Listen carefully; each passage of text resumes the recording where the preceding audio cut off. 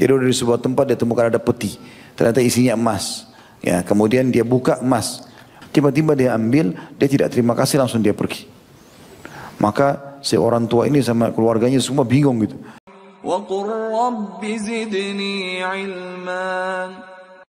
Nabi SAW bersabda, wa'lam anna an-nasra ma'as sabr. Ketahuilah dan yakinlah kemenangan itu hanya akan diraih dengan kesabaran. Riwayat Imam Ahmad jadi 1 halaman 126 nomor 12. Kata beliau demikianlah. Sudah jelas bahwasanya kebaikan dunia semuanya kembali kepada kesabaran. Begitu juga kenikmatan akhirat. Tidak akan ada yang dapat meraihnya kecuali orang-orang yang sabar. Allah berfirman dalam Al-Insan ayat 11 sampai ayat 12. A'udzu billahi minasyaitonir rajim. Fawaqahumullahu syarra dzalikal yaum. Fawaqahumullahu syarra dzalikal yaum wa laqahum nadratan wa surura wa jazaa'um bima sabaru jannatan wa harira. Maka Allah memelihara mereka dari kesusahan hari itu dan memberikan kepada mereka kejernihan wajah dan kegembiraan hati, dan Dia memberi balasan kepada orang-orang atau kepada mereka kesabaran, ya, mereka dengan surga dan pakaian sutra. Lalu teman-teman tidak asing, ini banyak di YouTube saya angkat kisah ya. Kisah pernah saya ceritakan masalah terong, orang menikah dengan seorang wanita pemilik rumah karena dia bersabar tidak jadi makan terong yang haram itu. Kisah beberapa waktu lalu kita ceritakan seorang kakek tua ya, yang miskin sekali, umurnya sudah 80 tahun. Kemudian dia juga menaungi sekitar 8-9 orang wanita, istrinya, ibunya, saudarinya 2, anaknya perempuan 4. Jadi banyak, tapi dia miskin. Kemudian dia tidak punya makanan untuk makan berbuka puasa ataupun sahur di Ramadan. Dia duduk di sebuah tempat, dia temukan ada peti. Ternyata isinya emas. Ya, kemudian dia buka emas. Maka pada saat itu di benaknya muncul pikiran was-was syaitan, sekarang sudah halal dia untuk ambil karena dia tidak bisa lagi makan, tidak ada makanan untuk dia makan buka puasa. Tadi sahur tidak makan apa-apa, gitu kan, cuma minum air putih. Maka dia pun mengatakan pada dirinya tidak mungkin. Saya harus bersabar. Ini bukan hak saya. Saya akan kembalikan pada pemiliknya. Ditutuplah. Kemudian dia pun pulang ke rumahnya. Akhirnya dia cerita sama istrinya. Istrinya mengetahui. Istrinya juga mengatakan kalimat yang sama. Kita susah, sudah kau punya hak untuk pakai, sekarang kau temukan itu barang. Dia bilang tidak bisa. Jangan pernah kau sentuh ini. Kita harus bersabar, ini cobaan dari Allah SWT. Bahkan kalau kau berani sentuh peti emas ini, kau ambil, kau akan saya ceraikan. Padahal umurnya sudah 80 tahun lebih, istrinya juga sudah mendekati umur begitu, sekitar 75 tahun. Jadi saking takutnya. Terus kemudian besok hari dia dapat di Masjid Haram ada orang yang mengiklankan, kalau siapa yang menemukan peti emas saya akan kasih, semoga Allah luaskan rezekinya dan seterusnya.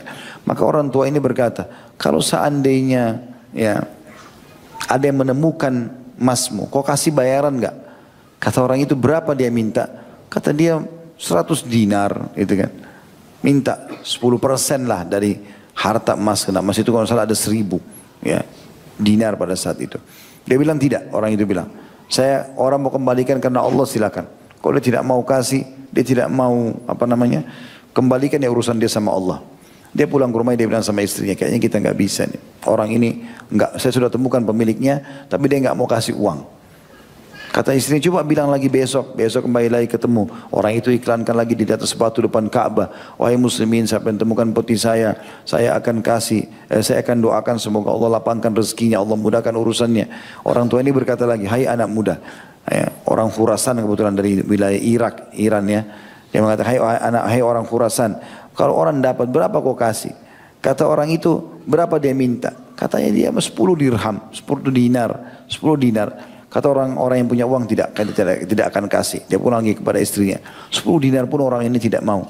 Coba minta lebih sedikit kata istrinya. Besok ketemu lagi orang yang sama. Iklanin lagi. Kata dia, orang tua ini berapa kau akan kasih? Dia bilang berapa dia minta? Kata orang tua ini 1 dinar. 1 dinar ini setengah dinarnya dia berikan sedekah kepada orang untuk buka puasain orang di Ramadan. Setengah dinar, 1 dinar emas itu cukup banyak gitu kan. Setengahnya dia kasih sedekah, setengahnya dia pakai untuk kebutuhan keluarganya. Kata orang pemilik uang, saya nggak mau. Semoga Allah balas dia saja dengan ini. 1 dinar pun dia tidak mau kasih. Dia pulang pada istri, dia bilang kita harus kembalikan ini. Tidak bisa lagi, orang yang tidak mau. Besok saya akan temui, besok ditemui, lalu kata dia, ikutlah ke tempat saya. Kau akan saya perlihatkan emas yang kau hilang.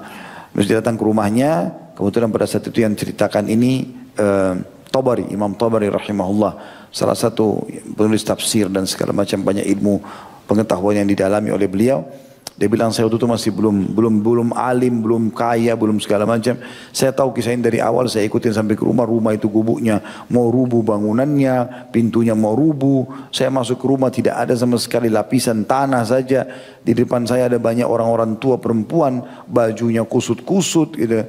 Kemudian masuk ke situ lalu saya pamit sama yang punya rumah ini, si kakek ini saya juga boleh masuk. Karena dari awal saya ikuti kisah ini. Begitu duduk, dikeluarkan peti tersebut dikasih orang Khurasan ini, kemudian buka ditemukan sama jumlahnya memang 1000 dinar. Tiba-tiba dia ambil, dia tidak terima kasih langsung dia pergi. Maka si orang tua ini sama keluarganya semua bingung gitu. Ada orang sepelit ini, 1 dinar pun dia tidak mau kasih padahal sudah dikembalikan 1000 dinar. Tapi apa yang terjadi? Sabar dia. Maka dia mengatakan pada istrinya, bersabarlah. Pasti Allah ingin sesuatu dengan ini. Ternyata kata Imam Tabari, saya sudah tidak tahu mau bilang apa. Para perempuan-perempuan itu digambarkan sebenarnya dalam bukunya seperti orang yang kaget, yang mulutnya terbuka. Kok bisa terjadi? Ya, kok bisa ada orang begini? 1 dinar pun tidak mau gitu. Maka setelah beberapa saat kembali lagi orang itu, ketuk lagi pintu. Saya seakan-akan mau jadi tamu. Kata orang tua ini, kata Imam Tabari, dia buka pintu orang itu. Lalu orang tua ini masih mengatakan, ada apa? Dia bilang, saya ingin bertamu. Kata orang anak muda itu, kata orang tua ini silakan masuklah. Dia lain, tapi saya nggak punya apa-apa ini Ramadan. Kata dia tidak masalah. Perlu anda tahu, sebenarnya saya punya 3 kali lipat dari emas seperti ini. Ada 3.000, ini 1.000 ini. Ini tinggalkan oleh ayah saya. Ayah saya orang kaya, tinggalkan. Tapi di Khurasan sana. Waktu dia mau meninggal dia wasiatkan kepada saya. 1 dinar, 1 peti dinar, 1.000 dirham ini. 1.000 dinar ini kau pakai untuk haji. Bagi warisan. 1.000 dinar lagi, ya, kau pakai pergi haji. Kemudian 1.000 dinar lagi kau bawa sementara haji itu, kan ini kebetulan di musim haji. Kau bawa ke Mekah sana, cari selama perjalanan orang yang paling susah dalam hidupnya menurut kau, ya, kasih 1 orang saja 1.000 dinar itu sedekah dari saya. Sepertiga hartanya, karena bukan boleh wasiatkan sepertiga harta. Maka dia bilang, saya dari awal melihat tidak ada orang yang lebih butuh daripada kamu. Ditaruh uang itu lalu dia pergi, anak muda ini. Begitu dia pergi jauh, kata Imam Tabari, saya sama kakek ini tua coba mengejarnya juga tidak bisa dapat. Karena orang itu sudah tidak ada. Maka dia pun kembali ke rumah lalu dia tersenyum si kakek ini sambil mengatakan, ya ketahuilah, dia panggil istrinya, ketahuilah ini akibat sabar. Allah bukan cuma kasih kita 100 dinar atau 10 atau 1, tapi Allah kasih semuanya karena kesabaran kita. Coba kita ambil kemarin, mungkin Allah tidak akan berikan kita seperti ini. Pasti Allah akan buat orang ini pergi cari orang lain. Karena kita seperti tidak lulus dalam tes itu gitu. Lalu kemudian kata Tabari, dipanggillah semua perempuan-perempuan yang tua itu, termasuk ada anak perempuannya masih gadis, 2 orang, saya juga duduk, maka kami 10 orang.